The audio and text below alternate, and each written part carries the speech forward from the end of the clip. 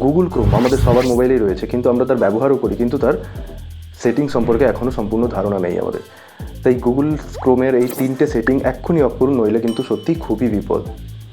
তো কীভাবে কোন কোন সেটিংগুলি অফ করতে হবে চলুন মোবাইল স্ক্রিনে গিয়ে দেখে নিই। তার আগে অবশ্যই ভিডিওটিকে সেভ করুন এবং শেষ পর্যন্ত দেখুন। চলে এসেছি মোবাইল স্ক্রিনে, এবার গুগল ক্রোমে ক্লিক করব। গুগল ক্রোম থেকে এই যে সাইডে 3টে ডট রয়েছে, জাস্ট এই 3টে ডটে ক্লিক করে সেটিংসে ক্লিক করব।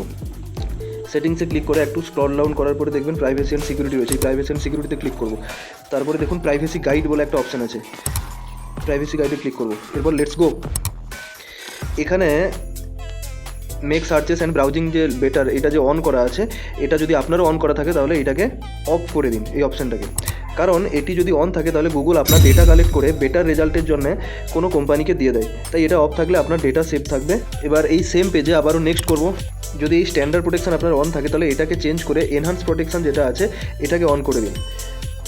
এটা করলে আপনার ডাটা সেভ থাকবে এবং আপনি যদি কোনো হার্মফুল ওয়েবসাইট ভিজিট করেন তাহলে আপনাকে ওয়ার্নিং চলে আসবে গুগলের থেকে এবং আপনার পাসওয়ার্ড এবং ডেটা লিক হওয়া থেকে বেঁচে যাবে।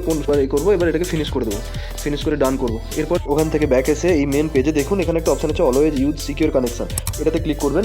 এটা যদি আপনার অফ থাকে তাহলে এটাকে অন করে দিন, কারণ এটা অন থাকলে যখনই আপনি কোনো লিঙ্কে ক্লিক করবেন যদি সেটা সিকিউর না হয় তাহলে গুগল থেকে আপনাকে ইনফর্ম করবে।